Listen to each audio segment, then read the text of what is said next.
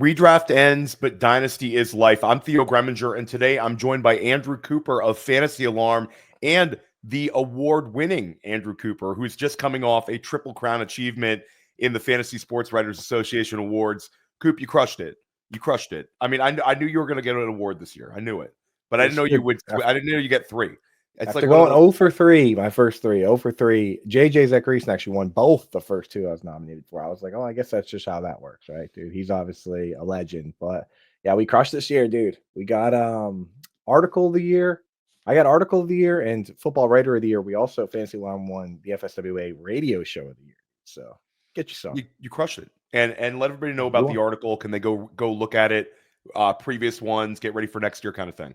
Yeah, so I got a bunch up right now. The things that would be most interesting for people moving forward for this year would be the if you type in Fantasy Alarm Marvin Harrison Jr., Fantasy Alarm Roma Dunze. I did some stat plus film breakdowns where I come through all the stats on Player Profiler, on Fantasy Points, on FTN, Pro Football Focus, you name it. We went through all of them, and then I watched all 500 routes on those players, cut some film, turn them into GIFs to make them easy to digest because it's like. I'm trying to do with play. I don't want to press play. You don't got to press play, dude. You can just scroll through, all right. See a stat, see a video, see a clip. I put it together the way I want to see it, So those are up. And then the article that won Football Article of the Year is more of a evergreen article. It's called 3 Books for the Dynasty Trader. And you don't have to read the books. If you just read the article, it gives you an idea of how they can help you become a better trader. And then if you like the article, then maybe you do check out the 3 books that are in there. Again, if you just Fantasy Alarm, 3 books for the fantasy trader in the Google machine, it should bring you to the right place. If you can't find it, hit me up on Twitter at Coop A Fiasco. I'll send it to you. All right. Yeah, and Coop and I, we did a weekly podcast this year. Yeah. We did it. We did a weekly podcast. We did like a Redraft in 5 podcast. That was a lot of fun. So we've podcasted together so many times. I think Matt Kelly, the Podfather, Billy Muzio, and then a couple other people I've got in the mix, Scott Barrett. I've gotten people, but I'd say, Coop, you're up there in terms of most frequent person I've podcasted with ever.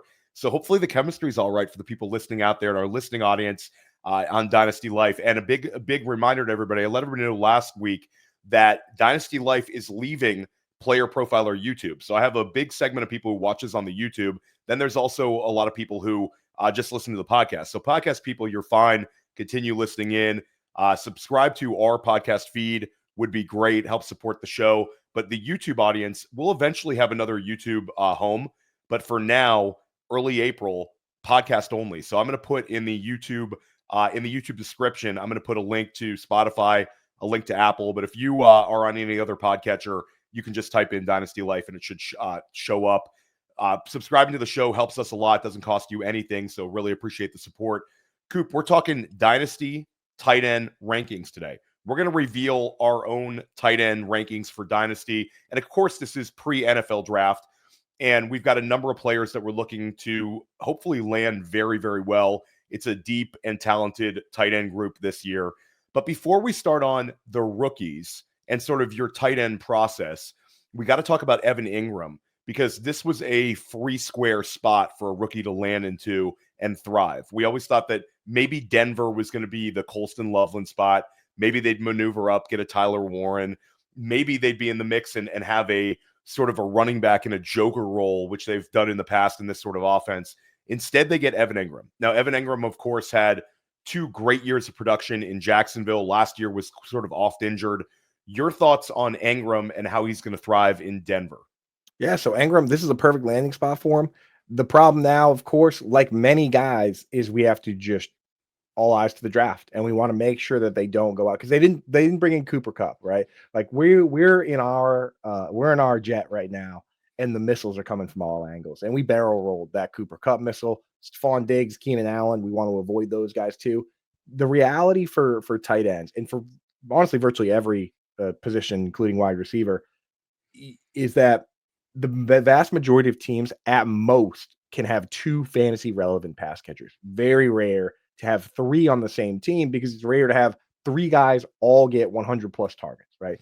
And if you go through and look at the tight ends that have scored 200 PPR points in a season while getting 95 or fewer targets, we're talking it's only happened 5 times. 3 of those times was George Kittle, who's a freak. One of those times it was Vernon Davis, who's a freak. And then the other time it was Julius Thomas when Peyton Manning threw 55 touchdown passes, right? So we're looking for 100 targets. We want 200 PPR points. That's difference making enough for us. Like that's what we want. They don't need to get 400 like CeeDee Lamb. 200 keeps us alive, and it just doesn't really happen unless you get 100 targets, which means you got to be a top 2 target on the team. So right now Engram's looking good. We know Sutton's going to get his. We just want to avoid them bringing in the creme de la creme, like guys that are virtually guaranteed to get 100 targets. That would hurt us. Yeah, like a Mecca Igbuka would not be an ideal outcome. A trade up for Tet McMillan, but I do think that like sitting there at 20, like you got to think of role wise is so important because it's like you look at Mecca Igbuka is like he's a slot guy. Yeah, you don't draft that guy and then have him not play slot. That'd be ridiculous. We want Evan Engram in the slot. So if they go out and draft a field stretcher, like it's hard to call him Matthew Golden field stretcher, but like that's probably the highest level guy that could go into that. And again, they have the Marvin Mims and Troy Franklin, so they might not do that. They might not take anyway. So I think we're going to be all set here. I do too. Yeah, so I think we're going to be okay. So but that's the game though. Outside of the top few guys, that's the game for a lot of these guys. How do we keep them within the top 2 targets on the team? Because we've seen guys like Austin Hooper thrive.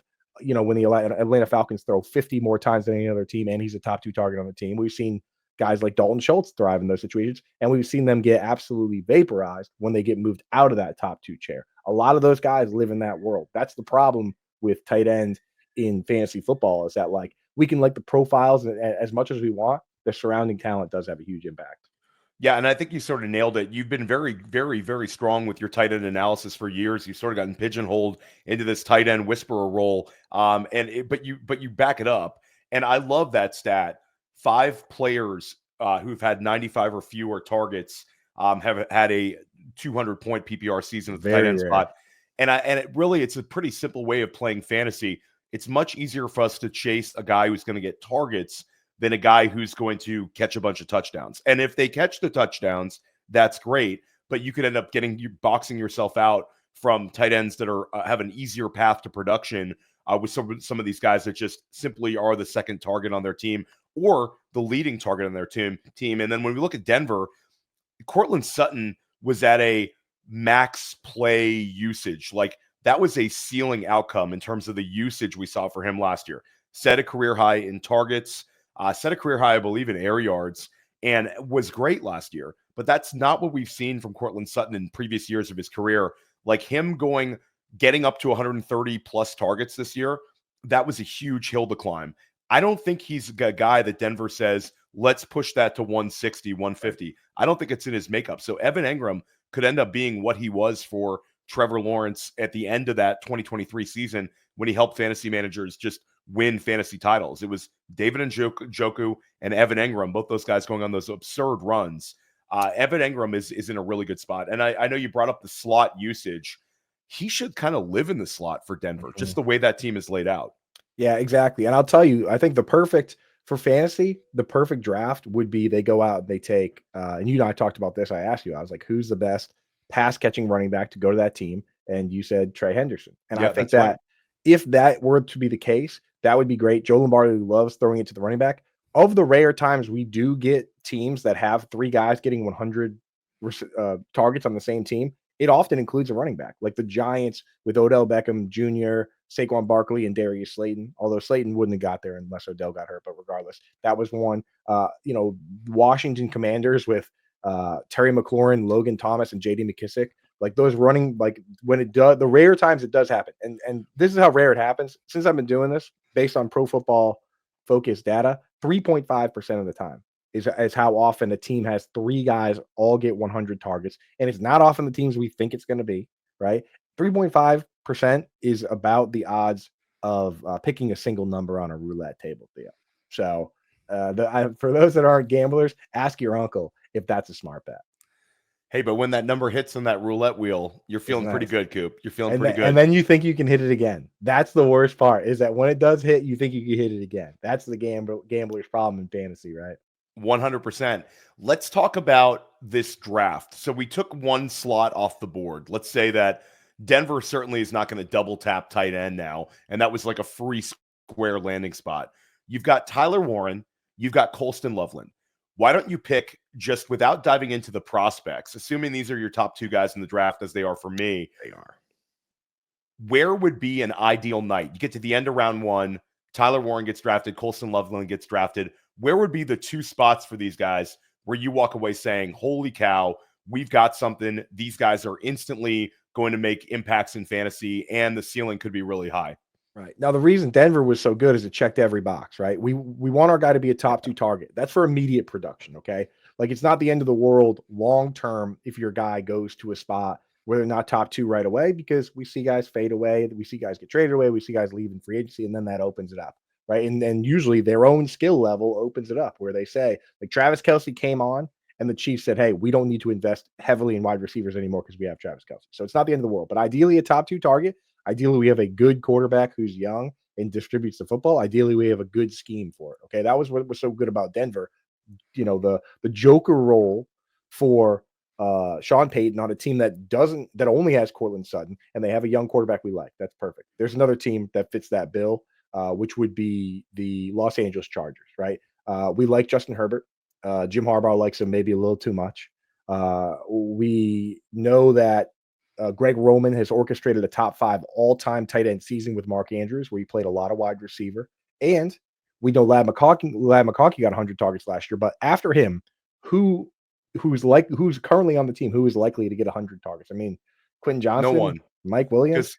And I'd say that Quentin Johnston and Mike Williams, stylistically, those are good guys to have opposite Ladd McConkey, but you need that additional player. I'll also bring up that you brought up the success in the Greg Roman offense. You brought up, the Jim Harbaugh's connections to Colston Loveland. You also had last year where Will Dissly had that streak where the usage was insane. And to Will Dissly's credit, he played the best fantasy football of his career. But he was helpful to fantasy managers for about a month. But this is a role where if you could extrapolate that for an entire season and give that sort of usage to Colston Loveland, and you've got a clear number 2 target behind Ladd McConkey, I mean, I think that's something we get really, really, really excited for. You could have Colston Loveland somewhere in that 95 to 100 targets as a rookie. I mean, you're talking about potentially Sam LaPorta in that offense rookie year. For sure. Yeah. And I'll say, to Will Dissly's credit, the fact that this guy's playing football at all still is a medical miracle. This guy tore his patellar tendon, which is a death sentence, right? In this league. He also tore his Achilles, which is like the second death sentence. Then he broke his leg, and Pete Carroll said that he had never seen someone's leg break like that. A broken leg Pete Carroll of a 70-something-year-old football coach has never seen before. And this guy is still out there balling. No wonder Jim Harbaugh is like, that's the guy I want. Dude. I want the super injured guy on my team. He's just like, that dude still, he's like, yeah, well, that dude will fight through anything. That's like Harbaugh style right there. But very much replaceable. Will Dissly is on the pass catching side. He can be like Will Dissly to me is the perfect guy to become Adam Trautman. You know what I mean? Like, just be the inline guy that eats up a bunch of snaps, soaks up no targets. We like those guys being on the field. The more snaps Nick Boyle gets, right? Nick Boyle on the Ravens, while Mark Andrews gets to play slot and be the pass catching tight end, the better. 100%. Okay, so we've got Loveland in a perfect spot. How about Tyler Warren? Where does he go? That's that clear path spot somewhere earlier than Loveland. Yeah. So again, then you run now we get to the point where people are like, oh, they wanted him on the Bengals, but Mike Gesicki's back. But regardless, they have Chase. They got T. They Chase and T. You don't want that, right? You don't want that. You don't want, because then now his relevance is he becomes a handcuff. That's what he becomes, a double handcuff, where if one guy goes down, now he can catch passes, but then the other guy comes back for fantasy playoffs and you're screwed. It's like, you got to be real careful with that. The 2 spots that people want to put guys that I think are okay are the Jets, right? Because the Jets have Garrett Wilson, and then they have Brees, but who really is the next guy? Like, honestly, who is their wide receiver 2 at this juncture? Malachi Corley? I don't even really. Yeah, it's the wide receiver 2. The wide receiver 2 is probably not on the roster. I think that, I agree with you. And the Jets also, it would be sort of a do-over, because last year they mistakenly, and I don't care how Olu Fashanu turns out as a pro, he could end up being a very, very good pro. He's already solid, but you go with him over Bowers is going to like be a selection that Jets fans are going to lament for years and years and years. So at the end of the day, I think that's sort of a do-over spot. I like those two spots. I'll throw out wild card, Coop. Wild card spot is Carolina. Despite them having Jatavian Sanders, it's sort of like is Tyler Warren going to be more of a number one target than the wide receiver that's going to be available to us at 8, provided Tet's off the board? I still think Tet at 8 makes too much sense for Carolina if he's there. I know there's a whole segment of people that are anti-Tet these days, but for me, Tet makes a ton of sense for a number of these teams in the top 10. I'll throw out New Orleans, Coop, because, again, Shaheed and Olave, both of them are coming off of injuries. Both of those guys are already going to get as much as they can handle, but the idea that Tyler Warren couldn't overtake at least one of those guys right away and both of those guys next year makes some sense to me. The problem with that one, I will say the problem with that one is that he could get stuck in a Dallas Goedert trajectory because they just gave Juwan Johnson 3 years, $30 million, and he's a converted wide receiver. So Warren could end up being stuck in line. With the Panthers, like you look at it and they don't look at Jatavian Sanders the way we do, right? Like we're like, okay, we like this guy. We liked him in college.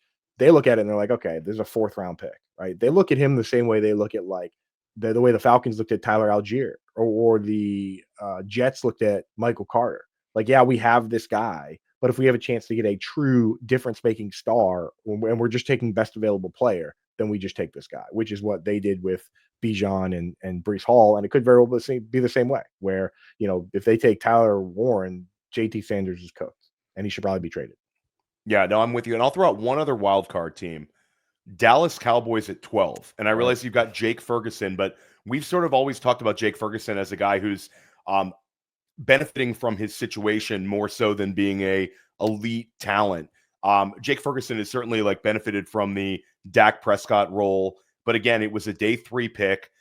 It comes down to this for me with a lot of teams with Tyler Warren and probably some teams with Colston Loveland is, do I view these guys as more impactful as a pass catching tight end than I do the wide receiver who's available on the board?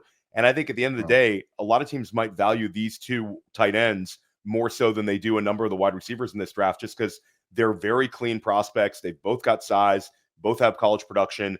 And in Tyler Warren's case, just historical numbers. So for me, I'm going to throw Dallas out there as that wild card. I don't think anybody's talking about. It wouldn't necessarily make sense for them. I know they've been linked to Ashton Genty, been linked to Matthew Golden, been linked to plenty of offensive linemen. But when it comes down to it, Tyler Warren could be a secondary receiver to CeeDee Lamb. They could go with 12 personnel with him and Ferguson, and a little less pressure on them to sort of cover up at the wide receiver two spot. Your thoughts on that sort of landing spot? Yeah, absolutely. And again, it's same thing with like Brock Bowers when he went to the Raiders. It's like they're just taking the best possible guy. And because of they're investing that much in him, it adds up to 2 things. 1, they're going to find a way to use him. 2, it kind of limits their ability to take a wide receiver. Like you say, it's like they say, oh, do we take a wide receiver? Do we take a tight end here? You probably don't circle back and take another wide receiver. If you do, you don't have it. It's not going to be another 1st round wide receiver because you already used your 1st round pick on one. So like a team like the Cowboys, any team that drafts from the 1st round that doesn't have 2-star wide receivers is going to be fine. Like the Patriots, for instance. If the Patriots draft Tyler Warren, right? Now you have Josh McDaniels, right, as the guy calling the plays, a guy who had once upon a time with the Patriots had Rob Gronkowski as the inline tight end, and he had Aaron Hernandez as a move tight end that would line up in shotgun and do wildcat stuff, which Tyler Warren does all over the place. I mean, anybody that's watched Tyler Warren's tape knows how often they would just line him up and they would even let him throw a couple of those little lefty dump off passes. So it could look just like that, And just one more point towards the top 2 target on the team and why we don't mind if CeeDee Lamb is there, because the number 1 all-time fantasy football tight end season was by a tight end who was the 2nd target on this team. And the wide receiver on that team got 173 targets. I'm talking Wes Welker with Rob Gronkowski. That is the number 1 ever tight end season, and Wes Welker got 170 targets. So as long as you're top 2, you're all right. Once you get into 3 or 4, then you're really threading a thin needle. So we have no problem with a powerhouse rookie tight end being next to CeeDee Lamb. It's if they have CeeDee Lamb and T. Higgins. That's why we don't like the Bengals. It's if they have Chris Godwin and Mike Evans, if they have A.J. Brown and Devonta Smith. Now you need to paint yourself a different picture. Coop is absolutely dropping the heat, and we're going to drop the heat as well. We're going to talk about Brock Bowers. We're going to talk about some sleeper tight ends. We're going to rank our tight ends. We're going to drop some tiers here. We're going to try to keep it organized. It might go off the rails, but we're going to rank the Dynasty tight ends heading into the 2025 season pre-NFL draft right after this.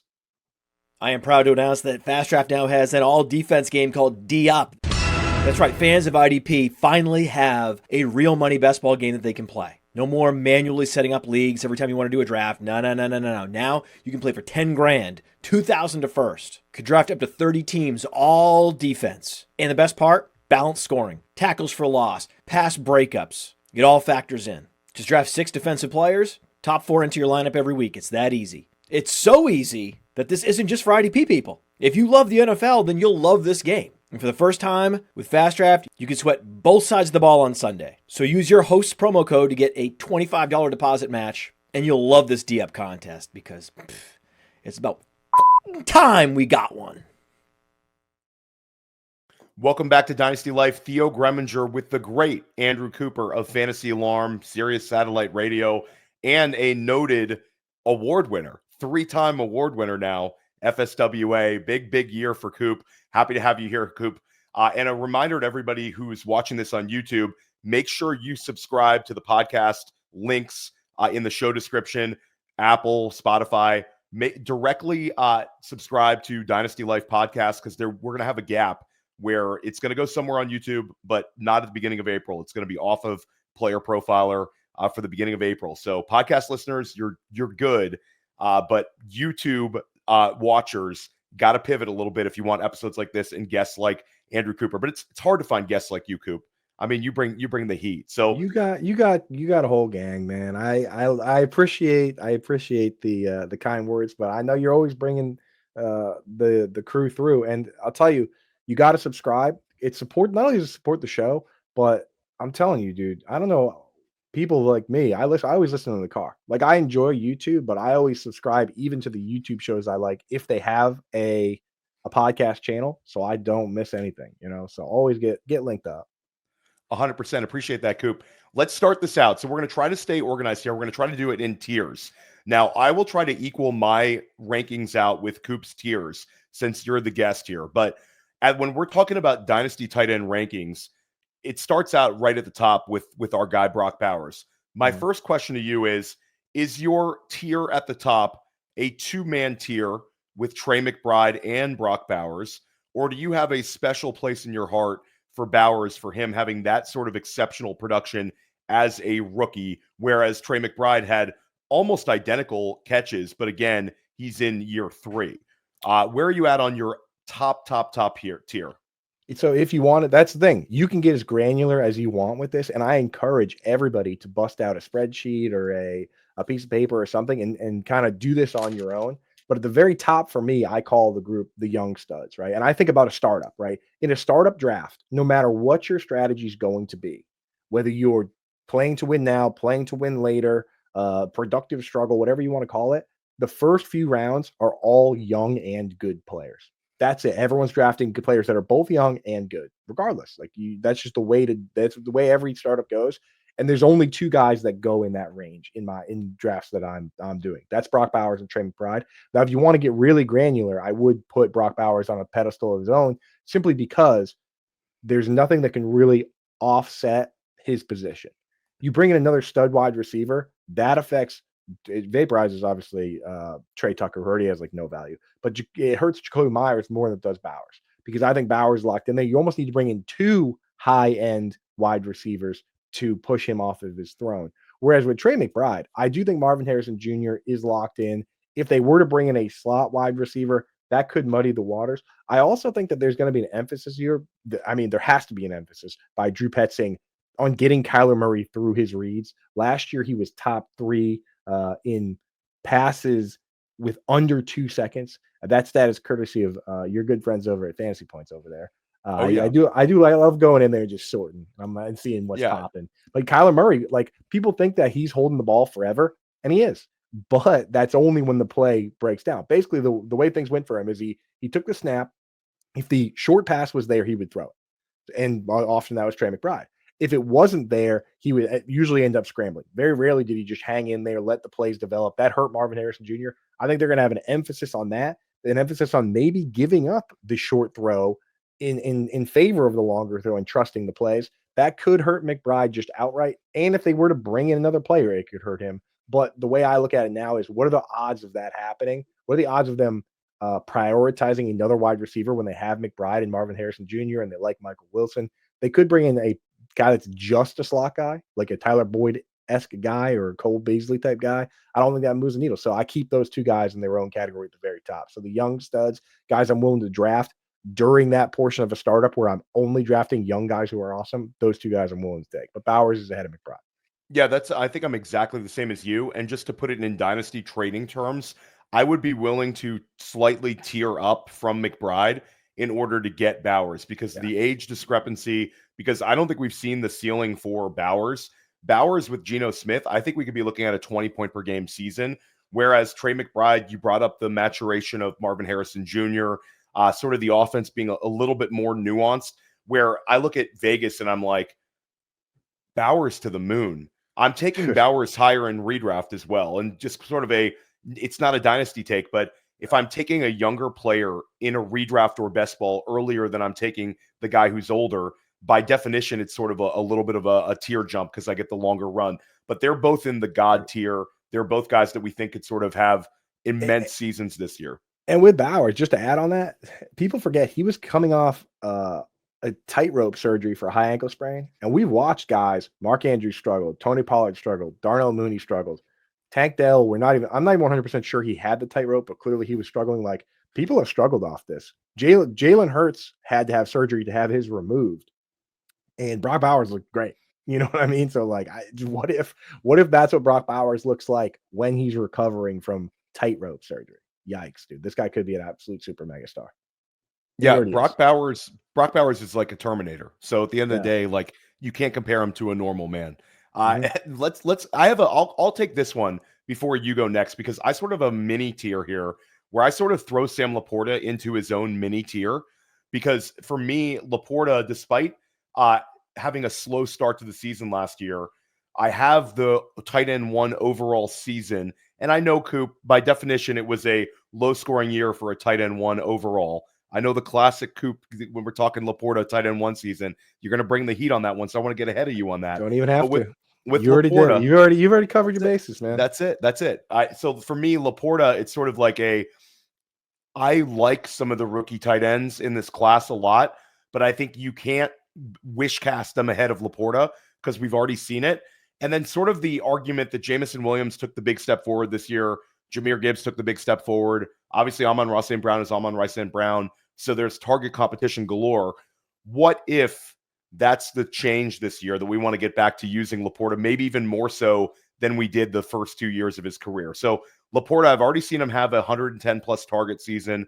I've already seen him have a tight end 1 overall season. And Coop, he came back after a slow start last year and finished well. And I believe very much into his talent, his youth, his profile, and I have the statistics to back it up. So for me, there's just not a player that I can push ahead of LaPorta, but I can't push him into the McBride Bowers tier because the target ceiling is way, way less. So for me, it's a one-man tier in the next tier. How about you? Yeah, well, this is how I like to visualize my. Then here's the thing with LaPorta, and it recently has illustrated why we don't chase touchdowns as much, is that the LaPorta got there with touchdowns. Mark Andrews scored 10 touchdowns, right? 11 to whatever it was. I mean, Robert Tonyan scored 11 touchdowns, and then in your championship game, he got 1 catch and pulled your pants down. It's like getting there via the touchdowns looks good at the end of the day when you're just looking back who was top 10. It doesn't feel good during the season. But I will say with LaPorta, I'm with you. I always visualize these the way I do a startup draft. So we've just gone through the part of the draft where you're only taking young studs. Now you have decisions to make, whether you want to go with a neutral build, whether you want to play for the future, whether you want to try and win right now. And I think you can say that Sam LaPorta goes into that perfect neutral build kind of pick right here. I would also throw TJ Hockenson there on the other side. So it's kind of like you're branching out. Do you want to go younger? Do you want to go older here? TJ Hockenson is still fairly young for the older guys. He could have trouble being a top 2 target on the team with Addison and Jefferson there. he does have a younger quarterback in JJ McCarthy. But if you're a neutral build team, like if Sam LaPorta or TJ Hockenson are on your team, you're starting them. You know what I mean? So like I think in that group, it's like now that we've gotten through Bowers and McBride, we start seeing, okay, which direction are we going in? Am I skewing older? Am I skewing younger? And that's where the decision between guys like LaPorta and Hockenson go. And I kind of put them into, if you wanted to zoom out, you would have a group of younger guys that are risky. And then you have a group of older guys that are much closer to league winning production right now. And that's the branch we go into, where LaPorta is at the top of one branch, Hockenson is at the top of the other.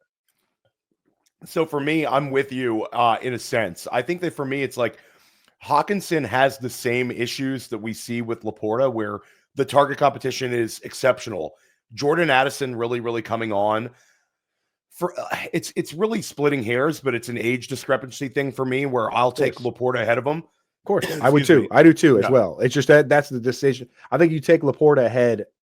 Even if you're competing now, that's why I'm the same way. But it's kind of, I was just kind of painting the picture of like these are the two tracks you go on. You go towards young and a little more risk versus old and a little more stable. And you got to make at some point in your draft, you have to make that call. And I will say that just from my own experience this offseason, trades I've seen and trades that I have actually completed, TJ Hockenson is more obtainable than Sam LaPorta right now. Sure. Hockenson is in that weird tier where he's more affordable than he was last offseason, because I think Jordan Addison really, really came on last year.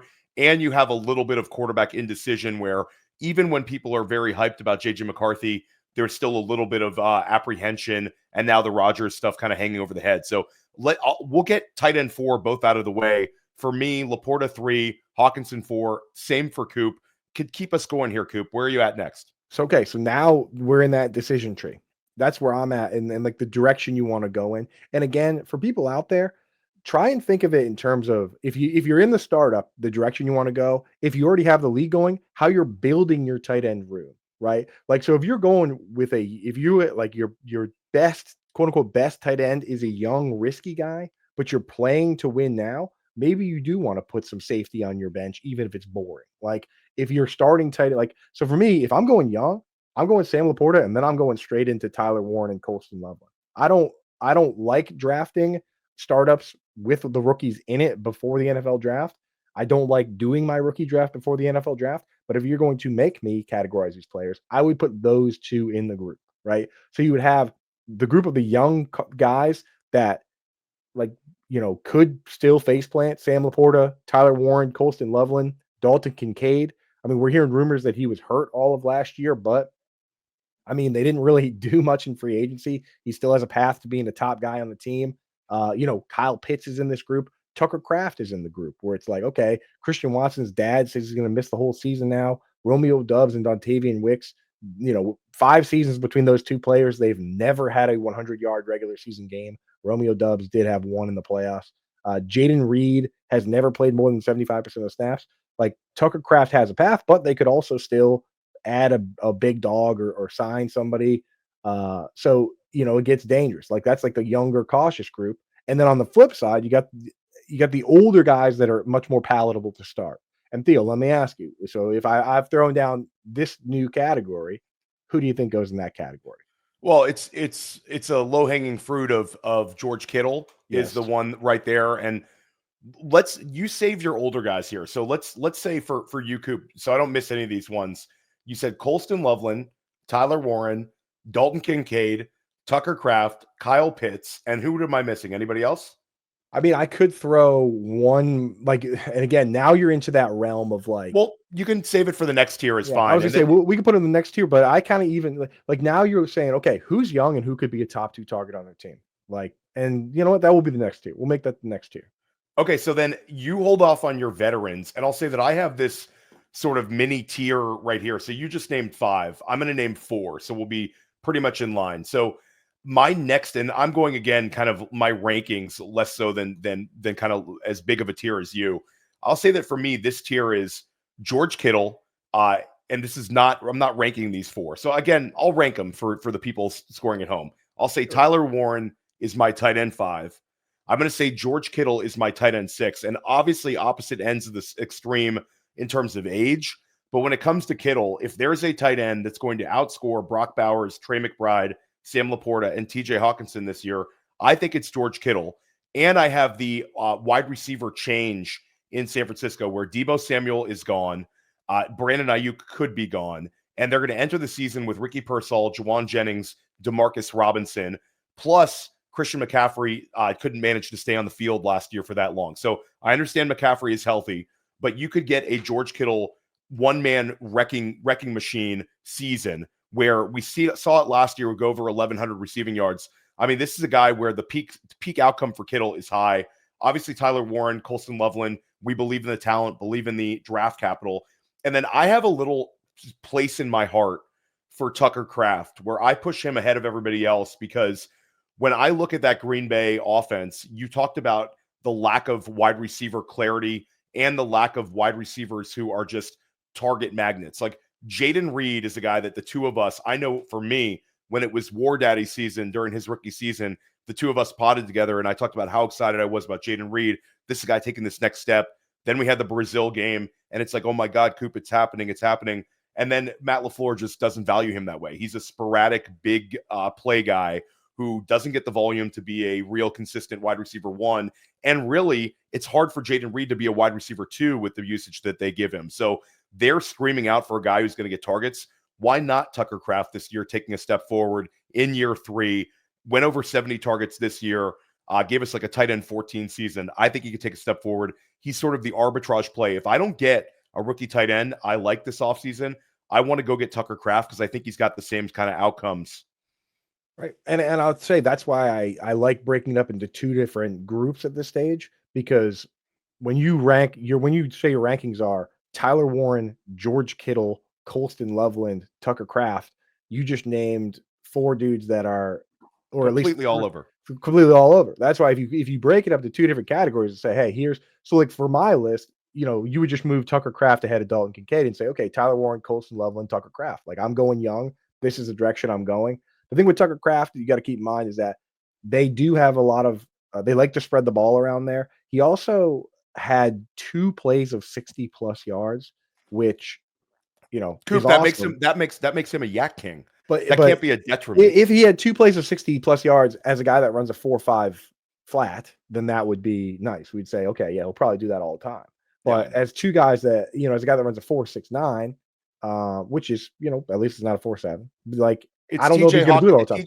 And you go back and you go back and watch the screen pass where he was like literally completely uncovered. You know what I mean? It's like Kyle Pitts had multiple 50-yard plays, one of which was completely uncovered. And people look at that play and they say, because they hate Kyle Pitts now, they say, oh, well, yeah, like that, who cares, But when Tucker Kraft does that, everyone says, well, we love Tucker Kraft because he's the new Mark Andrews and Luke Musgrave is Hayden Hurst and we were so right and we're so smart. And I do appreciate that because it is awesome when that happens. But you got to be careful with guys like that because he could end up being just another one of the guys that gets 70 or 80 targets.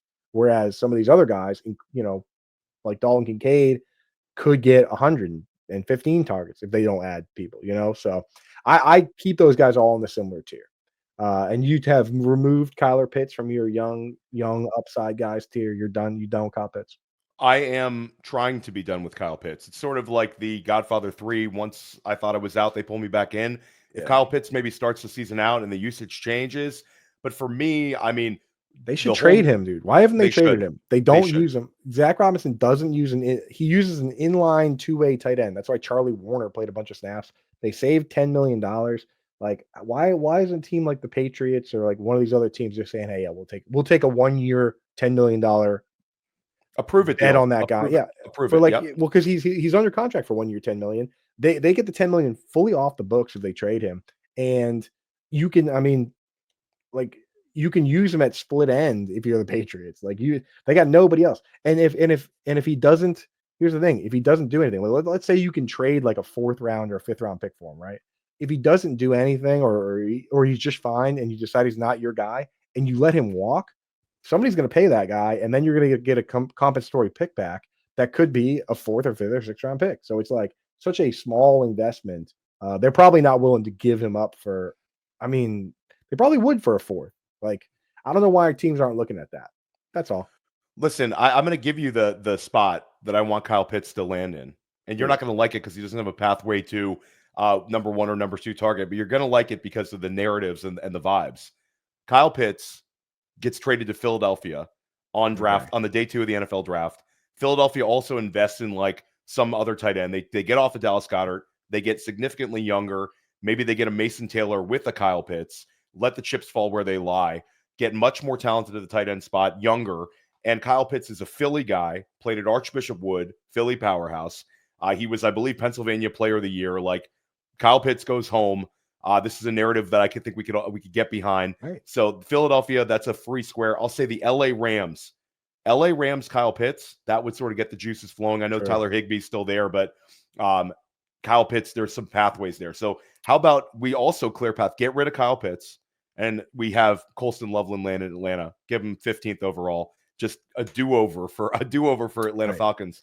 But I agree with you. So Kincaid's interesting for me. He doesn't make that tier, but why don't you wrap up you go with your veterans here that you're into? So you listed Loveland, Warren, Kincaid, I got Kraft, Pitts. Yeah, so I got two columns. So column, that was the young column. If you're playing to win now and you want to go with the older guys, and again, the order of ranking these guys is for me is fairly tight. And if you wanted to pretty much pick any of these guys and move them to the top of this group, I'd say, yeah, okay. Like, you can make an argument for it. TJ Hockenson, again, we put Hockenson and LaPorta kind of in their own, but he's at the top of this group. Guys like George Kittle, we mentioned. I mean, if you're playing to win now, like Brandon Ayuk set to miss most of the year. Deebo Samuel has been traded. They brought back Kyle Juszczyk, so the fullback is back in the fold, which that's a guy that takes the snaps from wide receivers. He doesn't take them from Kittle, and that's a good thing because he doesn't catch a lot of passes. So he's in a good spot. David Njoku, depending on the quarterback situation, could once again be a good spot. Evan Engram obviously has to be in this group right now. Mark Andrews is still there. Jonnu Smith is basically George Kittle East in the role he's in, where they use a fullback and Alec Ingold for a ton of snaps. And, Tua likes him. And he's still kind of one injury away from big time upside. But I mean, we saw last year, they like him a lot. And then you really have to, I think, you have to include Travis Kelce still in that group of like win now guys that are, if they're on your team, you're going to start. You know what I mean? Yeah. So here's what I like to do is that you take this group, and like, if you're doing a neutral build and playing to win now, if you have someone from the older group starting for you, then you want young upside guys on your bench. If you're in the young category and your starter is Tucker Kraft, then you want to throw older guys that could potentially fill in for bye weeks for you, or can be your starter if things go sour for Tucker Kraft. Like, you want to think about how you're going to build a room to actually compete. It's so easy to build a roster when you're tanking or rebuilding because you just focus on young upside. That's the easiest one. When you're in a neutral or playing to win build, you still have to try and create some balance for your future self, right? So, like, it's so easy to just say, and that's why the value gets so steamed up on young guys, because it's so easy to just say, yeah, I just want young guys that have upside. But when you're trying to win, at tight end especially, you're going to need somebody, because it's such a top-heavy game that everybody that makes the playoffs has a quarterback and a tight end that are good, and that every position is good. If you're the guy that goes in with just good wide receivers and running backs and you don't have a good tight end or quarterback, you're going to come in third place every single time. So just to recap your older win now tight end group that you're comfortable with in a dynasty startup: David Njoku, Mark Andrews, Evan Engram, Jonnu Smith, Travis Kelce, and am I missing anyone here, Coop? Njoku, Kittle, Engram, Andrew Smith. Yeah, you got it. That's okay. It. So you got a 5. For me, I'm going to go just back to my like straight up ranking. So Tucker Kraft was tight end 8 overall for me. So tight end 9 right now, David Njoku, who's one that Coop and I have talked about for, it seems like, 3 years now. I think woefully underrated in the dynasty community. A guy that's put up so many spike weeks over the last 2 seasons that, like you said, if we get quarterback consistency and the variable that it could be a rookie quarterback, Coop, where maybe they lean more so on their tight end, sort of a lot of more easy button targets for Njoku, I think would be a really, really strong outcome for him. Mark Andrews sort of in that weird tight end 9 for me, where do I think Mark Andrews could eventually get replaced in Baltimore? Yes. Do I think Mark Andrews gets replaced right now? No. So Mark Andrews takes a step back from where he was years ago, but Mark Andrews, I think it's way too punitive in the dynasty community based on what he showed you in that Buffalo loss, where he was actually really bad in that game, made a lot of mistakes. But during the season, red hot with touchdown catches. He's been a guy who, when he's on the field in the Monken offense, has been good. So Mark Andrews right there in his own little weird spot. Dalton Kincaid behind him, another sort of post-type sleeper, where Kincaid, the metrics were there for him to succeed. And one other thing, Coop, that we've avoided another offseason where a big-time target earning wide receiver ends up there. Now, maybe Stephon Diggs gets a reunion. That would sort of make sense for Buffalo. But as of now, they extend Shakir, Keon Coleman heading into year 2. This is not like, and Josh Palmer, this is not a wide receiver core where Kincaid can't take a step forward in year 3. So he kind of slots in right there. Evan Engram right behind him, a guy that we think is going to score a lot this year. Jonnu Smith behind him. And then I actually go with Isaiah Likely as my tight end 14, which might seem very high, but I think Likely has shown us that he can be a high target earner and a guy who can impact fantasy football games with spike weeks. He needs a window to open up with Mark Andrews, and I think this is a perfect double tap, roster them both type situation, even if it means you slightly overpay to do it, because you could end up with a blackjack split. Mark Andrews moves on to another team. I get Lamar Jackson's tight end 1 in Likely, and Mark Andrews, of course, would fall into place as somebody else's starting tight end. So it could be a blackjack split situation. And then really the final guy for me that makes it into this tier is Elijah Arroyo, who, Coop, you've talked about how athleticism matters a lot at the tight end position. When it comes to Elijah Arroyo, this guy is an elite athlete. He was one of the best players at the Senior Bowl, didn't test at the Combine, but I think NFL teams are going to view him as an early round 2 pick. I think Mason Taylor, I think that Terrance Ferguson also both go probably round 2, early round 3. But for me, Arroyo has a step above those guys. I'm a higher in consensus than Arroyo than a lot of people right now. He makes it in this big old tier for me. So that takes me up to tight end 16, Coop. We're cooking. And I think here's the thing. If you like force me to post my linear rankings, and I do that, I will do that on Fantasy Alarm, then I would have Isaiah Likely like in that next group. But for me, I have the top tier, the young studs, and then I've got these 2 tiers after, right? Young, start with caution, and then older startable, which I just gave. My next row breaks down into three rows, right? So like you go from 1 column to 2 columns to 3, and the next group is older bench guys that you can actually start matchup wise and feel okay about. And as of, a lot of these guys could get crushed by the draft, but in that older group, you look at like Jake Ferguson, Hunter Henry, like these guys could survive the draft depending on what the team's doing and be guys that are startable if you need them. Juwan Johnson, Dallas Goedert, Noah Fant, Zach Ertz, even Mike Gesicki, Dalton Schultz, like those guys are kind of, you don't want to use them, but there are times where you're competing and you're happy to have them. You know what I mean? Like George Kittle misses week 3 and week 11, and you're not going to start Eric Saubert. So you got to put somebody in your lineup. You're on those days, you feel good about waking up on Sunday morning and having Hunter Henry floating around. You know what I mean? For one day.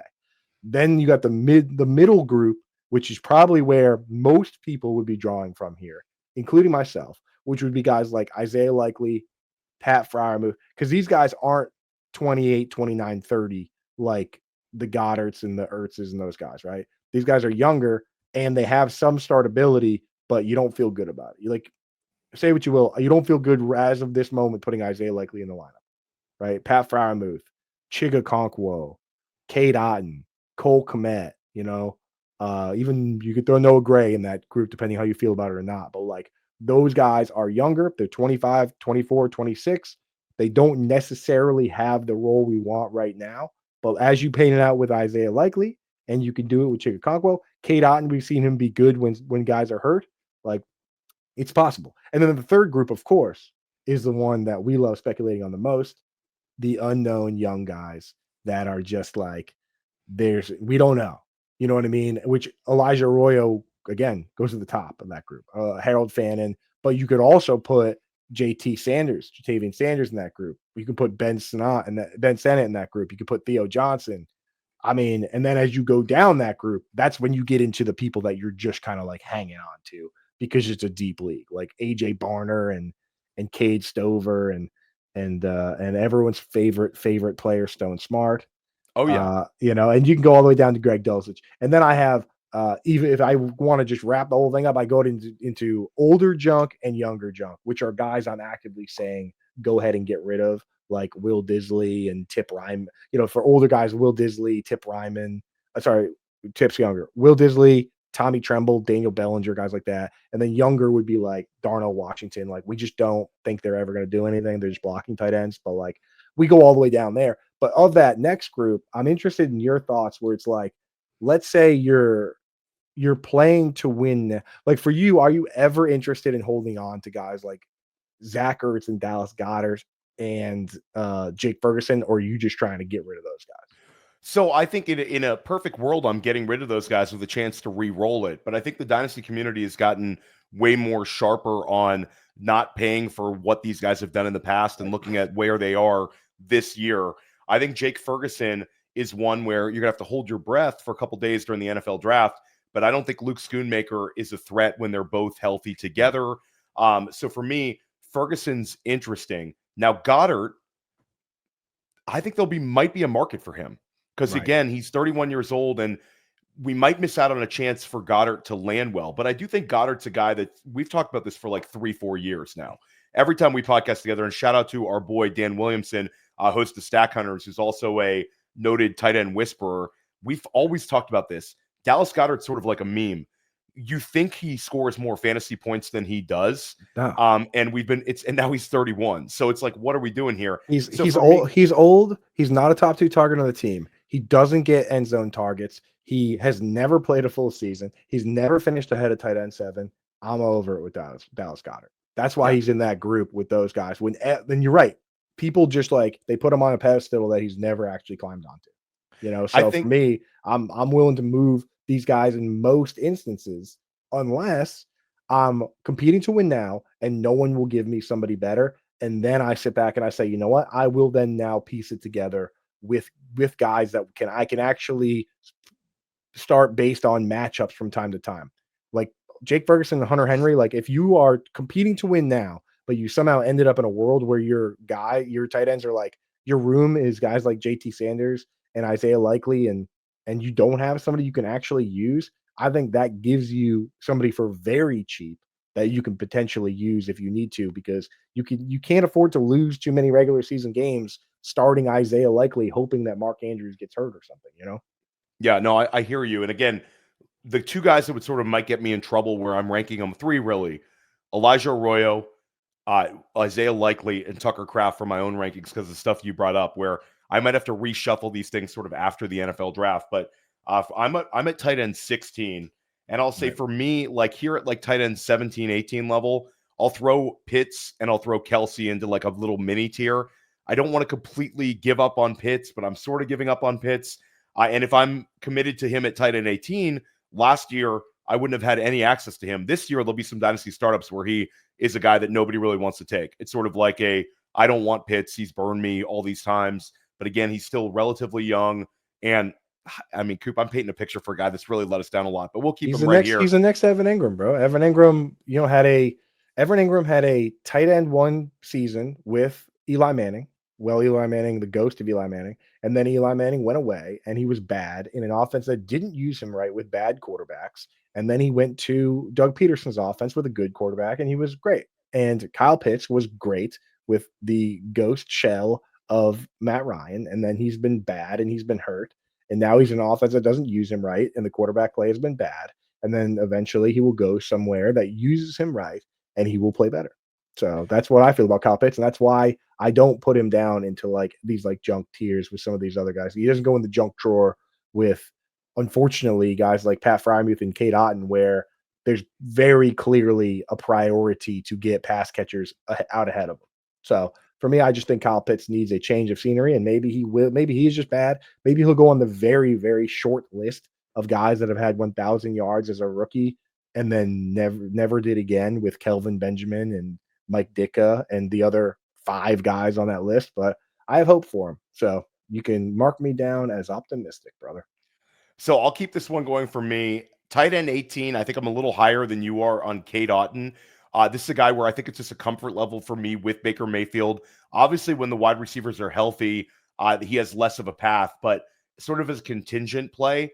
It's sort of the argument that we had for Goedert all those years sort of goes to a Cade Otton, where we saw some spike weeks. We saw him handle volume in the weeks where Godwin and Evans were both gone. Both of those guys are older. So I think there's a lifeline when it comes to Cade Otton. And then at tight end 19, I'll call it 19 and 20 tie, where Harold Fannin Jr. and Terrance Ferguson, both really appealing prospects for me at 19 and 20. You're such a hipster, bro. Why? Because I'm going with Fannin despite the lack of athleticism. You're going with the rookie tight end, just rookies, just tossing all our old brother. Well, no, so it's not a depth really, but it's sort of anybody listening to Dynasty Life knows that there's like 6 tight ends in this draft class that I want access to for like all of my Dynasty teams, and I want to spread it around because I think this is a year where I think there's 6 starting tight ends in this draft class, and we talked about the 2 at the top. I talked about Elijah Arroyo. Just in my general rankings, it's hard for me to not rank those guys ahead of the next few guys I'm going to say. Pat Freiermuth at tight end 21, Jake Ferguson at tight end 22, Cole Kmet, tight end 23, Mason Taylor, another tight end at tight end 24. I'll make a Cole Kmet little mini argument in a minute. Hunter Henry, tight end 25. There's an argument for Kmet. There's an argument for Kmet and Otton, all these guys that, you know, that the role becomes a little better. And if one of the wide receivers gets hurt, then it's good. So I get it. Tight end 26, and this one I think I might be a little low on just because of the situation he's in. But Brenton Strange at tight end 26, year 3 tight end. So I should have mentioned Brenton Strange there. Brenton Strange was actually the name that I kind of was trying to tease with my younger caution tier earlier, where it's like at this moment, right now, who is the second target on the Jaguars after Brian Thomas Jr.? Yeah, I mean, right now you don't necessarily see Diami Brown as a guy who's going to handle targets. You don't see Gabe Davis as a guy who's going to handle targets. I think they'll get targets to the running backs, but there's a capped upside there. So right now, I mean, after the NFL draft, this could change. But Brenton Strange, again, they used a round 2 pick on him. This isn't some guy who came off the street. He's a round 2 capital, and he had that one huge spike week last year. So Brenton Strange is interesting. If they add a wide receiver that is worthy of 100 targets in the draft, that we're going to pencil in for 100, what's the difference between what Brenton Strange is in this offense for Liam Cohen than what Cade Otton is in Tampa Bay? I think that Brenton Strange right now is like Cade Otton, but Chris Godwin is still a free agent. That's like kind of the situation there. So that's why Brenton Strange should be in my rankings kind of closer to Isaiah Likely, if not ahead of Isaiah Likely right now, than he is to some of the other, you know, like the Theo Johnsons and the JT Sanders is. I like JT Sanders. I do. I think JT Sanders, when you watch Harold Fannin, if you can't, it's hard to, I don't see how people can love Harold Fannin but say they don't like JT Sanders, because very similar players when you watch the film, in my opinion. And you know, when you break, you know, when you look at the speed and size and all that and the way they play, I think those are 2 similar players. Yeah, so that takes me. So Brenton Strange, all that stuff you said, we probably both should have had him a little higher. Really interesting player, and I'm sure a guy we'll talk about this offseason as a sleeper. This won't be the last time Coop and I chop it up. This is going to be a regular occurrence here. So Brenton Strange, tight end 26.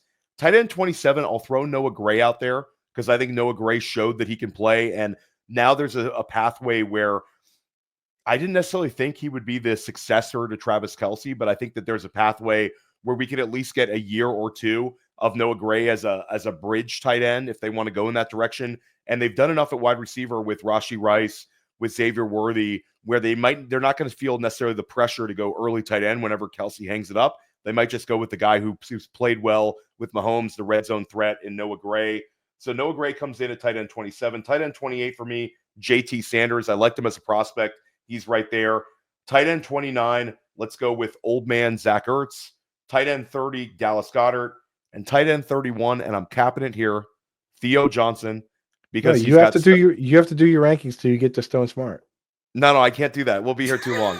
What? How dare you, dude? How dare you, bro? That's the knives are out. The knives are out. Unbelievable, bro. I really got you on that one. You know what? I've been thinking a lot about what you said. This isn't show friends. It's show business. It's show business, Coop. You gotta hurt my once you say the word Stone Smart, YouTube actually has the algo for this. Once you say the word Stone Smart, people immediately tune out. So you're like, why did I lose all those viewers? No, dude. Stone Smart rules. And dude, who's going to be the starting tight end for the Jets? Who's the best pass catching tight end on the Jets right now? And if you say Jeremy Ruckert, I'm leaving. It's not Jeremy Ruckert, despite him being a Long Island guy, and I live on Long Island. So shout out to Jeremy Ruckert for that big accomplishment. No, it's the tight end for the Jets is going to end up being Elijah Arroyo in the second round if they don't put Taylor Ward in the first round. There you go. Stone Smart will beat him out, dude. Stone Smart's the next Logan Thomas. You heard it here, folks. Love it. Clip it. Coop, what do you have coming out? So I'm getting into my own rookie stuff that's going to be up. I'm finishing the free agent tracker now. You know, I never skip free agency. I get very upset when people do. I get very upset when people are mean to Stone Smart. So we're getting through that into my rookie rankings, which will be up at Fantasy Alarm, and also my mock draft, which will be up. And then, you know, my shows we're back to doing best ball drafts every Wednesday, 1 to 2 p.m. Eastern time. If you want to get involved with that, hit me up at Coupe Fiasco on Twitter. And I'll be on Sirius XM every Thursday and Friday from 6 to 8 p.m. Eastern time for as long as they let me do that. And then I'll be back on Sunday mornings once football starts. So good times are rolling, brother. Yeah, and check out the show that we dropped over on Coop's channel, Fantasy Alarm. Right. We wrapped up free agency day one. We talked about some guys we thought were winners and losers. We could probably do that all again right now, Coop, and talk about like the Devontae Adams, but that's neither here nor there. We'll chop it up again. Maybe we'll have Coop come on for some NFL draft talk, not just pigeonhole you into the tight end stuff, but you absolutely crush it. Highly recommend all of Coop's work. Highly recommend you stick with Dynasty Life all off season long. We're going to get you ready to crush your Dynasty leagues this season.